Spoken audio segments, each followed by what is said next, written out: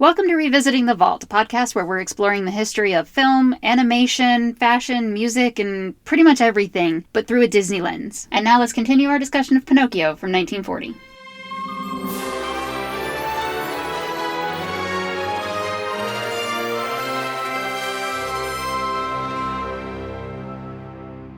Can we talk about Jiminy Cricket? Yeah, because we've established I have an irrational love for this cricket, but... As a cricket, I actually did a little bit of a deep dive looking up cricket life stages to figure out what the hell is going on with cricket. And I think they said it best, and you quoted it really well when they said, like, he's a cricket because we told you he is. He doesn't have enough legs, for starters. Right. No, nowhere near. He doesn't have wings. But I looked that up, and there are crickets with no wings. Oh, my brain turns the tails of his tailcoat into his wings. Sure. Like a representation. He takes the tailcoat off, and there's nothing under there. I think you're right. I think the tailcoat does kind of represent where the wings would be. And he would have so many complaints against him in a modern workplace because he is real handsy with all of the woodworks and the puppets. Right. Why does the cricket have a healthy libido? Right. And for humanoid pieces of wood characters. The scene where he accidentally leans on the bustle of the one. Yes. And then he's like, oh, I'm sorry, ma'am. I was like, okay, well, that's kind of funny or whatever. He ogles the can-can dancers, yes, which are singing, I would cut my strings for you for a 7-year-old. Okay. This is a movie with no women, except for a flirty goldfish. And then Jiminy is just like, oh my gosh, look at these can-can dancers. I don't think that kids, if you didn't have that tell from Jiminy that, oh, this is racy, would think it was at all. And again, this is a little bit of a modern context thing, but like all you're seeing on a can-can dancer is a little bit of leg. Right. Which to them is nothing. That whole thing of Jiminy doing like the wolf whistle kind of idea, yes, I don't think he goes full on with it, but that is the thing telling kids, oh, this is a little bit there's a thrill here. Up. Yeah. Which I will say, thank goodness Pleasure Island has no girls, nothing girl-like, nothing girlish. It would be terrible. Oh my god, it would be so bad. It would be, no. It would be the worst. Some of the stuff in it is bad enough. Right. Because I don't know, how do you explain Stromboli to a kid? Right. In an appropriate way? Because, like, you can look at kids, other than Geppetto, everybody who smokes is a bad person. When the kids on the island smoke and drink, they become donkeys. Right. They become jackasses because smoking and drinking is bad. Yep. As much as I'm like, you still have a place called Tobacco Row or Tobacco Alley where they are throwing cigars at children from Native American statues. Yes! It's so bad. Anyway. Yes, and I want to talk Pleasure Island, but I would like to talk a little bit more about Jiminy Cricket for a second. Oh, yeah. Yeah. Yeah. So, I like him too, and he is a reliable narrator. Sarcastic, but reliable. Yeah, and he adds like a little color commentary. I think he's good. Mm-hmm. He's a little bit petty in this movie. He gives up in 2 seconds, multiple times. Yeah, and he's like, well, fine. I think the joke of, what does an actor want with a conscience anyway? Excellent. Good stuff. But like, made me laugh. Yes. Absolutely. And he's also kind of laissez-faire about his job. Like, there are times where he's like, yep, we're doing this. I'm going to be a conscience. I'm going to be good. And then, like, they're all on the coach. They're going to Pleasure Island. And Jiminy Cricket's down below. He's, like, swinging from the running boards. And he's just like, here we go again. Yeah. What? Oh, I guess I couldn't have done anything to prevent this. Like, no, you could have tried. When he's hopping towards Stromboli's caravan, and he's just like, well, what does an actor need with a conscience anyway? But I guess I could say I knew him when. I'll just go say goodbye so that he remembers me. Jiminy, you're the one who gave, like...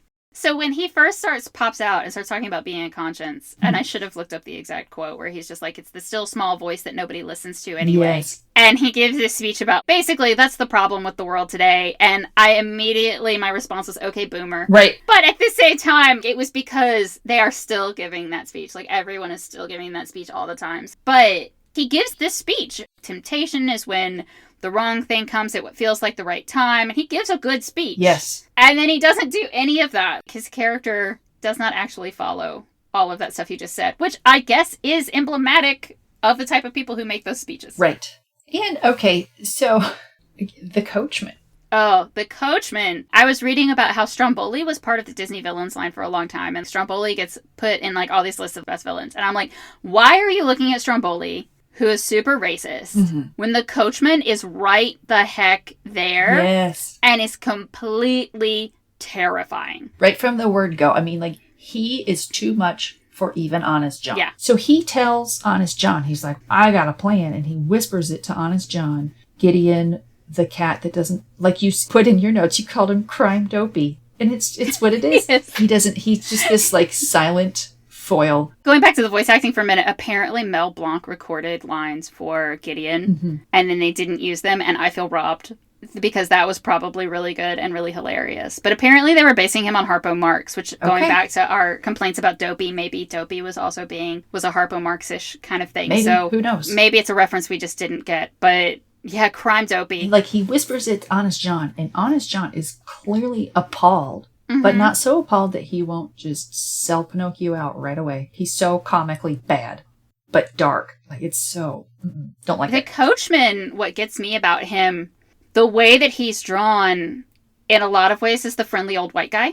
Right. He's got like a little bit of the turned up hair on the sides. He's got the white hair. He comes across like he's got that grin that's super terrifying, but he doesn't show it directly to the boys at first. To me, that's why he's the scariest. Yes. Of the three villains, or I guess if you count Honest John as a villain, he's like on a line. But I consider the movie to have three villains. It's Stromboli, the coachman, and Monstro. Yeah. But of the three villains, I find him the scariest because he's the one that would pass for normal when he wants to be normal. Absolutely. That's why he's scary. Because, and again, like, you know from the jump that he's a bad guy. This isn't a heel turn like they were trying to say Stromboli had either. But he is somebody that will sweet talk people. And you could see that happening. And if Geppetto ran into him on the street, Geppetto would not think, this guy has my little boy on the coach and is about to go turn him into a donkey. He probably gets away with everything he does because he can seem completely normal. And so to me, like, that's always the scariest. Yeah, he's kind of masquerading as acceptable, and it's really kind of insidious, like just the... Yeah. He's a rich robber baron kind of guy, exactly. and people trust them for no reason because they're never up to any good. Not that his economic plan makes any sense at all. No, yeah, let's talk about Pleasure Island.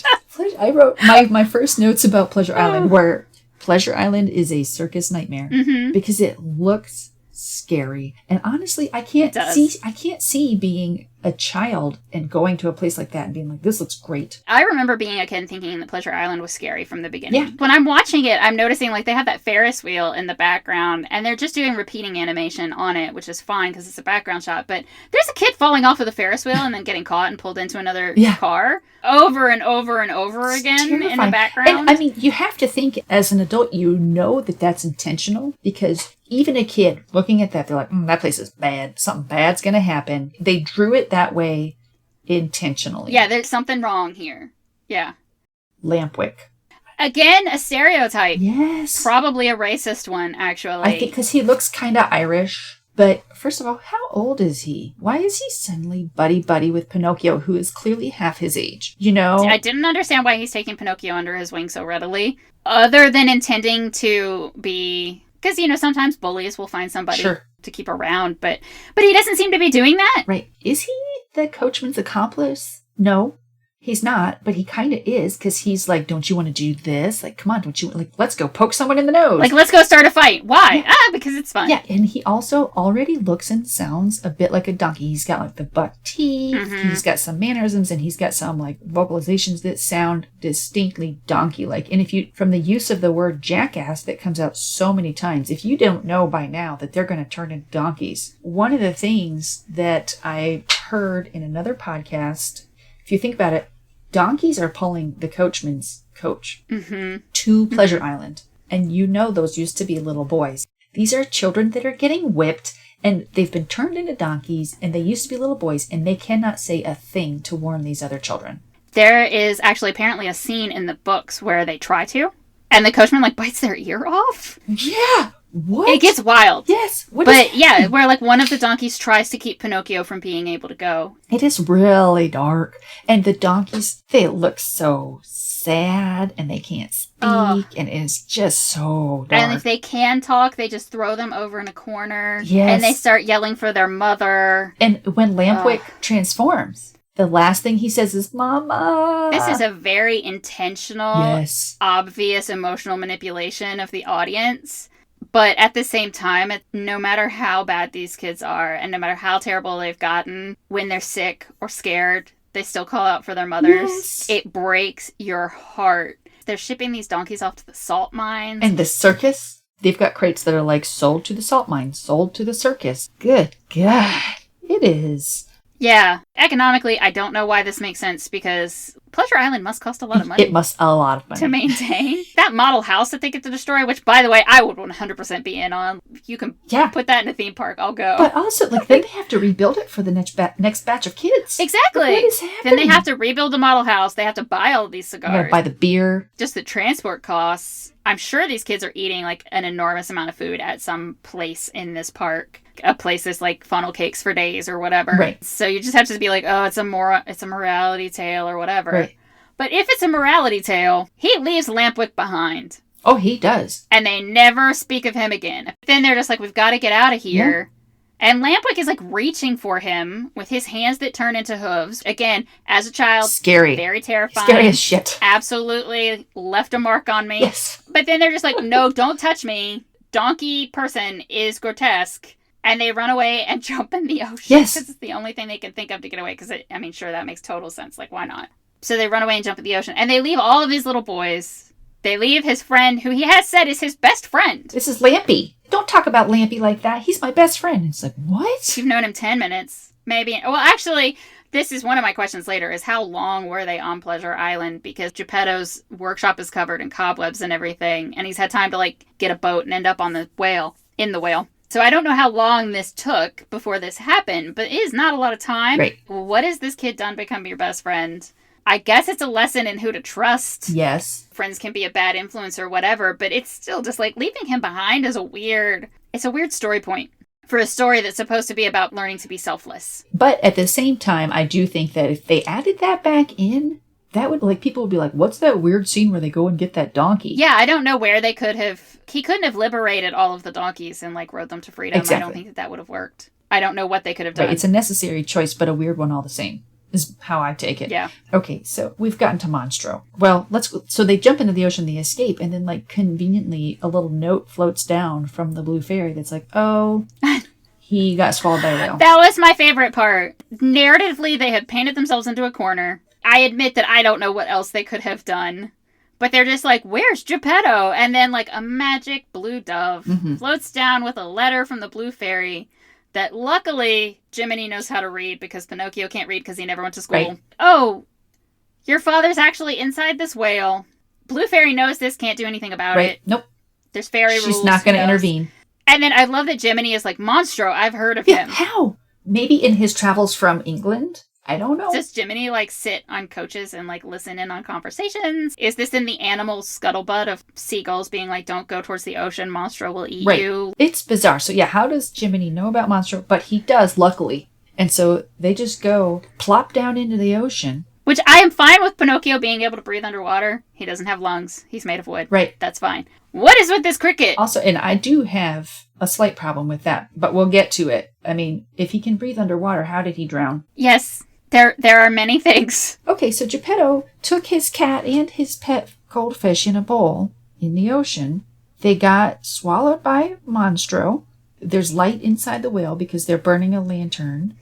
But generally speaking, there's a lack of oxygen, of free oxygen, inside of anything living. Right. So wouldn't that be a problem for, like, respiration and lanterns? I want to be able to just sit back and be like, it's a fable. It's a story. There's a fairy. There's a wooden puppet that can talk, whatever. Yeah. But I'm still just like, this whale makes no sense. Excellent villain. Excellent villain. Very well animated. I went down a weird rabbit hole of, like, how do whales sleep? It's not at the bottom. They float at the top. Some mammals in the ocean, dolphins specifically, they do this thing called hemispheric sleep where, like, half their brain sleeps at a time. Apparently sperm whales don't. Nope. They actually, their whole brain sleeps at once and they just float. So that they can with, breathe. Like, their blowhole above so that they can breathe. Do they eat tuna? Nope. Because I was confusing him with a blue whale, which blue whales only eat, like, plankton. Yeah, blue whales are filter feeders. They have the baleen, which filters out, and they eat, like, krill and plankton. Yes. That's where the confusion comes in, though, because Monstro is clearly, like, the love child of a sperm whale and a blue whale, because he's got the blue whale underbelly with the stripy look to it, and then the sperm whale spermaceti cavern on top of his head. I'm, like, making motions with my hand as though people are going to see what I'm pointing at. And he's got teeth, though. I mean, he's clearly mostly sperm whale with some blue whale features. He's definitely going towards the Moby Dick depiction and he was a sperm of sperm whales. Because of the teeth and everything. Apparently, sperm whales mostly eat giant squid. Yep. I did the same research. Like that. Yeah, like I was like looking this stuff up because I'm like, do they eat tuna? Because again, the way they show him feeding is the way that blue whales feed. You know, I'm going to swallow as much as possible, and hopefully a lot of it is food. Yep. And it was just like, is this how this works? Do whales sneeze? Nope. Was another of my questions. I did not find an answer. I'm pretty sure they don't. Can whales really corner like that? Because they show this whale, like, full speed, just spin on a dime to come back at them. Right. Pretty sure that they can't do that. No, I mean, I think a slightly smaller whale like an orca can. More so than a sperm whale. Let's be clear. The bigger you are, the less agile when you're talking fish. Because part of me is like, why are you getting into this? Right. Why do you care? Yes. Because Monstro is an excellent villain. That shot, as much as whales don't sleep on the bottom of the ocean that way, that shot when his eye opens, of his eye opening, that made an impact as a kid. There is no reason why a whale that just swallowed an entire school of tuna, very large tuna, should care that a wooden boat with one man and a goldfish and a cat just escaped his mouth. Right. No. So he wakes up and he chases those fish, and Pinocchio, who has been seeking him out this whole time, is running away. No, you dum-dum. Dive in. Go for it. Other than trying to have, like, tension for a chase scene, I had no idea why Pinocchio was like, oh, we gotta not get swallowed. I'm like, yeah, you do. Actually, that's, like, your whole point. It's the one way you're gonna get there. Or were you planning to, like, kill Monstro or reason with then, him? Like, cut him open? What do you think is gonna happen here? No, you need to get inside. I've got we talked about this a little bit earlier. If Geppetto is taking up all the fish that Monstro eats, wouldn't Monstro starve? And how has he not digested Geppetto and his crew and the boat yet? And wouldn't the boat cause a foreign body obstruction? This is how you know I'm a vet tech, because I look at that and I'm like, bad idea, don't swallow that boat. There's no way that boat is not causing him intense amount of problems. That is going to be an obstruction. It is bad. And so, yes, it would. Like, it needs to be broken down. Yeah, he should have chewed. If you had a whole boat inside of you that was stealing all of your food, like the most efficient parasite in the history of parasites, wouldn't you be grumpy? You would be pissed off too. The minute you wake up, you'd be like, God damn it, I gotta eat more. And also an ideal parasite would know better than to take up all the fish, because you don't want to kill your host, because then you're dead too. That's my rant. Right. You know, I get it that I'm looking at this from a vet tech's perspective, but there are so many things wrong with this whole concept. It's just I know. So implausible. Also, just to back up just a titch, why was Geppetto looking for Pinocchio at sea? A summary I was reading, they were like, oh, the Blue Fairy tells Pinocchio that Geppetto found out he was on Pleasure Island and went to get him. That is not in the movie. No. Maybe it's in the book, but it is not in the movie. But furthermore, they don't take a ferry to Pleasure Island. They take a coach. There's got to be a bridge. But they've also got this whole thing where, like, Honest John says something about the police and Pleasure Island being closed. So I'm like, okay, well, if you find out he's on Pleasure Island, like, go to the cops? Maybe? Yeah, but Lampwick is like, oh, there's no cops here. Yeah. The whole thing, there's a freshwater fish in a bowl in the ocean. I had so many problems with everything that happened with Cleo from the point that they leave and take her on that boat. Like, everything. Geppetto is this, like, doting... Grandpa. Naive grandpa. Yeah.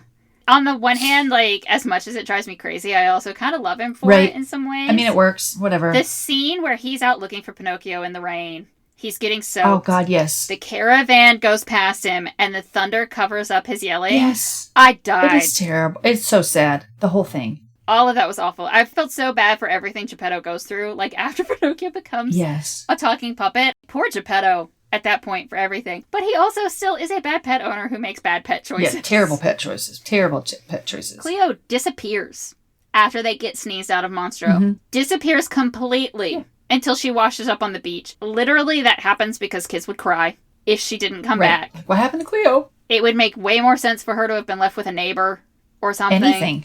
I'll give you the stuff with Figaro inside the whale, just because the whale doesn't make any sense either. Right. You know, if Geppetto's surviving, Figaro's probably doing okay, and cats hate swimming, and they hate water, but they can. But Cleo washing up, still in her bowl. It's convenient. It's just, this is pushing me a little bit. Yeah. They finally get rid of Monstro.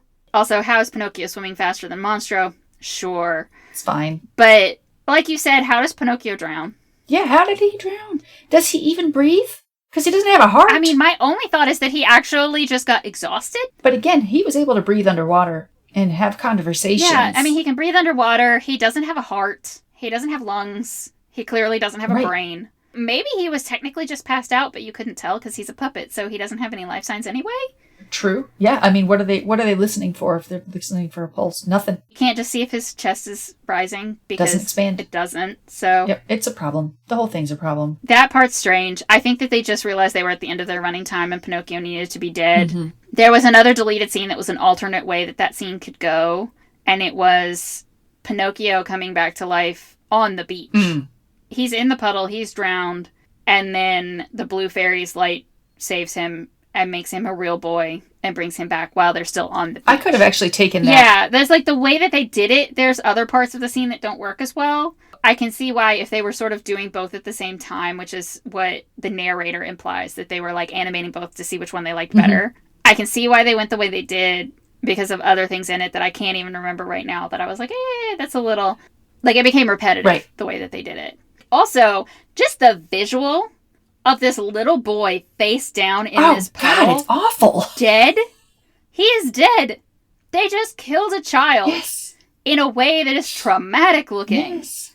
And it's supposed to be traumatic. You're supposed to cry. It's supposed to be upsetting. They're not trying to gloss over it at all. As a parent, the idea of any child, specifically mine, drowning is like a huge nightmare. It is horrible. Right. Just to think, oh my God. And like to have kids see that? The whole thing that I know from my friends who have had kids when they're little, and they're like, kids can drown in 2 inches of water. All of these parents know these things. It's awful. Like off the top of their head because they are paranoid about just bath time. Yes. Kids probably have picked up on a little bit of that paranoia and terror, I bet. But all of the parents in the audience to see that, oh. Well, and I wonder if it was not in the too far distant past when, in the 40s, when infant mortality and childhood death were still a much bigger part of life than they are now. And so people are like, well, kids die. They don't all make it. That's why you have 13 of them. I mean, in the 40s, they weren't still having 13 children. But it is entirely possible that it was less jarring then because they were a little more desensitized to it. I don't know. I could be wrong. Yeah, I could know. be totally wrong. But regardless, as an adult mother of a modern baby, watching that, I'm like, nope, can't. I asked my daughter if she wanted to watch it with me. I told her about this project that we're doing, and I was like, yeah, we have to watch these movies. And I was like, God, I have to watch Pinocchio, and blah, blah, blah. And I told her, some stuff, and she's like, yeah, no, I'm not watching that with you. Nope. That's one of my questions, is that, like, we talked about the scary stuff in Snow White being an appropriate kid scary. Because kids like being scared, but at a particular level. When it's a thrill. Yep. Because they're looking for safe ways to experience fear so that they can sort of learn and all of that stuff. So then the question is Pinocchio too far?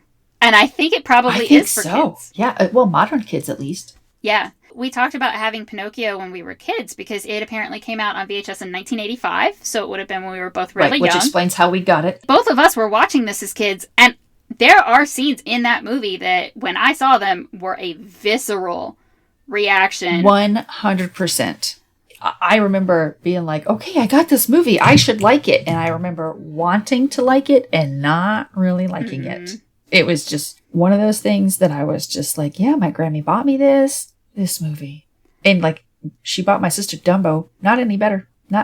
Yeah. Still both terrifying. So Dumbo has a lot of the same problems. Yeah. A lot of the same problems, actually. Oh, gosh. Anyway, we'll get to Dumbo in good time. But yeah. I do think that this one actually goes too far on some of the scares, possibly because they are so much more realistic. Yep. Because the leaps that they made in animation and all that stuff made it a little too close to home. The situations that they were presenting, from a modern context, they're way worse. And they're way more traumatic to think about, like this old white guy who is convincing little boys to come with him to have a good time on Pleasure Island.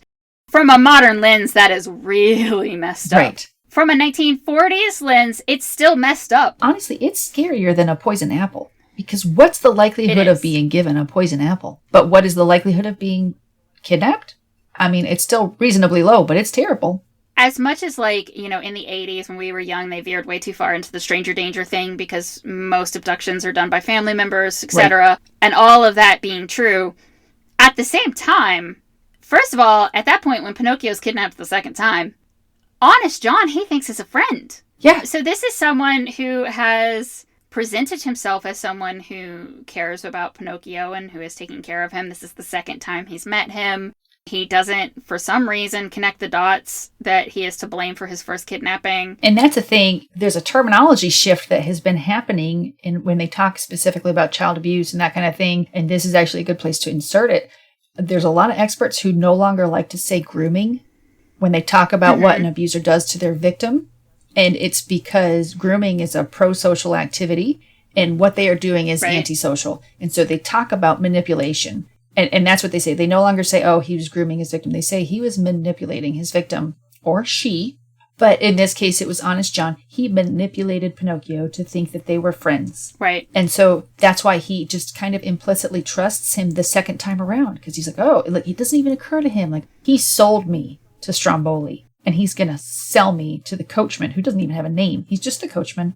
And if you look at, like, his entire ride to Pleasure Island, he's trying to be like, Honest John was so nice he gave me his ticket. Yes. And I think that that's why these things hit pretty hard. It is dark. Because it is dark. It's so dark. Yeah, it's about a talking puppet. Like, okay. Right. But it's also believable in some respects. It's only one step removed from things that were happening.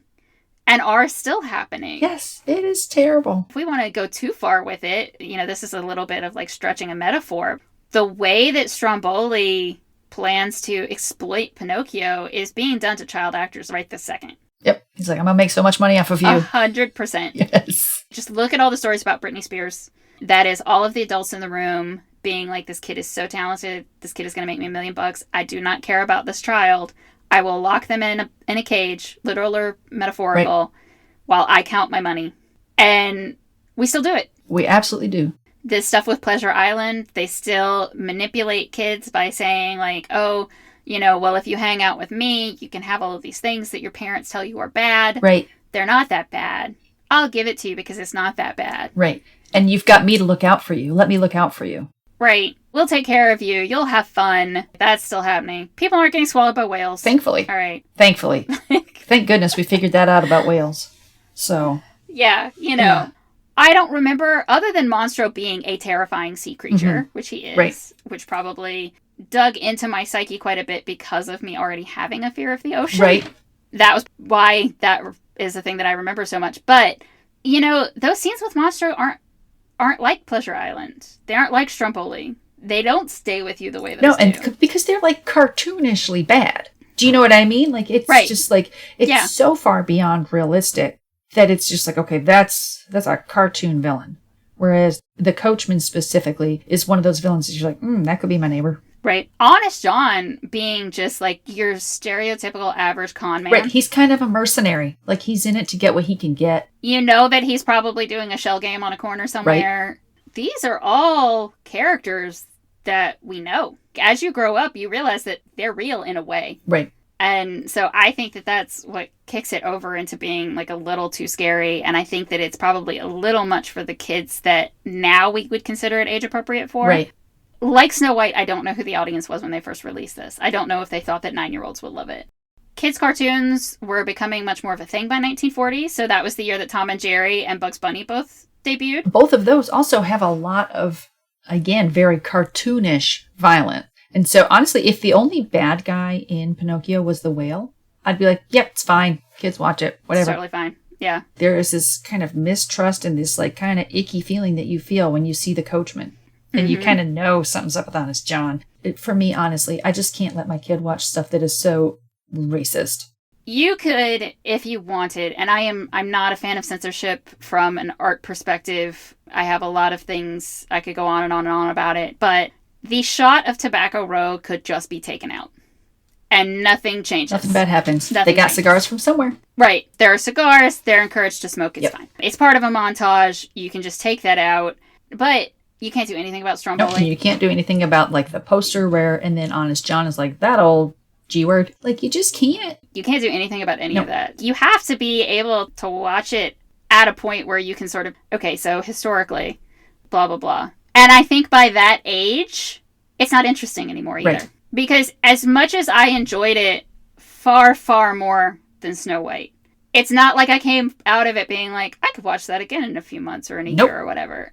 If I never watch it again, I'm probably fine. Music, we'll listen to again. Absolutely. The music is great. The movie itself, probably not going to watch it again. Wouldn't encourage my friends to be like, hey, you should show this to your kid. I mean, if the kid's curious, I guess you could watch it and talk about it, but why? There are better movies to watch. Right. Unless you're watching it for the animation history and you want to know more about like the technology and how it was used. A+ example. Right. It's very good for all of those things. Also, you can watch snippets of it. You watch the stuff where it's clearly done with a multi-plane camera. Right. Watch that sequence. Watch the realism of the cat. Watch it for that. Maybe skip all the racist stuff because there's no spectacular animation happening with Stromboli. Take it in chunks and be like, blah, blah, blah. But then, you don't need to be showing that stuff to kids because they don't. It's honestly a deeper conversation than most children are ready for. And there's nuance that children's brains can't necessarily understand. And when you just say, well, it's complicated, but they're just like, oh, I don't know. I don't care. There's stuff that they are unprepared for. There's stuff that they can't understand. And you can just say, there's a better movie to watch and watch something else. And that's one of my things. I did 2 film degrees, so I spent 7 years in film school. There are a lot of movies that they force you to watch in film school that I don't think that they should. Yeah. And that is, in some ways, a rant for another day. But one of the things that I go back to is that a lot of those movies that are so racist or so sexist or just terrible for one reason or another, that if you want to talk about their place in history, you can talk about it. If you want to talk about the innovations that they made, show those scenes. Because I took a class on editing where we never watched any full movie. There were no screening nights. Right. You were watching specific scenes and how these specific scenes were edited and talking about that. You can pull apart and tell the story of what you're trying to tell about the history or the importance. So it's funny because if I was sitting back and thinking about it, if you're trying to talk to a kid about early animation and they're interested in early animation, as much as like Snow White is not as good a movie, it would be better to show kids. Right. And I don't want to make the case at all that like you shouldn't talk about these really problematic things. I'm just saying there's an age appropriateness. The age of kid who might want to watch Pinocchio may not be ready for that conversation. Or they may take away the wrong message from that conversation. And so if you want to have that conversation, yes, you should have that conversation. You got to know your audience and make sure your conversation is geared toward the child. I always tell people when they'll ask me, like, is this movie appropriate for my kid? And I'm just like, I don't know. Yeah, like, your kid. I honestly don't, because there is one child on this earth that I know well enough that I might be able to make a guess. Right. And that is my best friend's daughter. Most of the time, I'm like, your kid. You know what your kid is ready for. You know what conversations you and your kid are able to have. And there are better ways to tell these stories and teach these lessons than Pinocchio. That's my thing. There's just better stuff out there. There's a better resource than this 1940 Disney movie. I don't think that this is something where this movie is going to cause a child psychological harm. I don't think you're going to scar your kids for life with it. But I don't think it's worth the time either. No. Unless for some reason it was your favorite movie and they're asking about your favorite movie. It's not, though. I can't think of who that would be. And if you are that person, you're super tone deaf and you need to catch up. And maybe you should watch it again yourself before. You might have forgotten about Stromboli. There are a lot of things from your childhood that you remember really fondly that like you watch again and you're like, bad idea. Terrible idea. Right. I mean, if adults want to watch it, more power to you. But go into it knowing that there's a lot of racism. There are things like that you'll probably pick up on as an adult that you might be like, oh, this is not what I remember it being. Yeah. But again, songs, still A+. A+ songs, the rest of the movie, nah. So speaking about songs. Right. Next, Fantasia. Yes. Which came out the same year. Bold move. Did not pay off for the studio at all. And I'm kind of excited because I can't remember. I don't think I've really watched Fantasia the whole way through in one sitting in eons. I know that there is so much classical music that the general audience only knows because of Fantasia.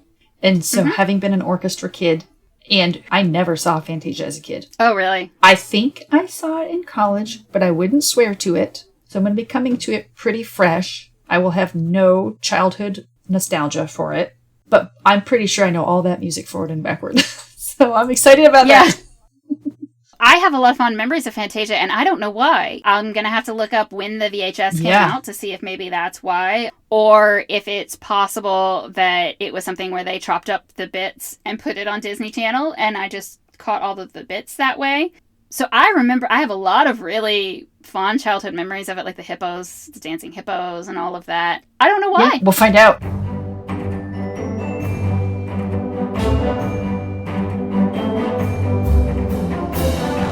Revisiting the Vault is a 9-hour films production, and it's edited by Mary Ratliff. Our music is by Music Motion and Lynn Publishing. We are not affiliated with or authorized by the Walt Disney Company. You can find us on Twitter at Revisit the Vault, and you can find our website at revisitingthevault.com. If you want to support us, the best thing that you can do is to tell other people about the show, and make sure you leave a review in whatever app you're using to listen. We've got some fun new stuff up on Patreon right now. I just announced last week that I'm going to be remastering and re-releasing every episode of my other podcast, Introductions Necessary, so you can get updates on that and everything else that we're working on. And also, some patrons do get access to deleted scenes and outtakes from this podcast. So you want to head over to patreon.com/9hourfilms to get all the info and sign up there. We really appreciate all your support. We're going to be back in 2 weeks with the first part of our discussion of Fantasia, also from 1940. You should go ahead and subscribe in your podcast app so that you don't miss it. Thanks for listening.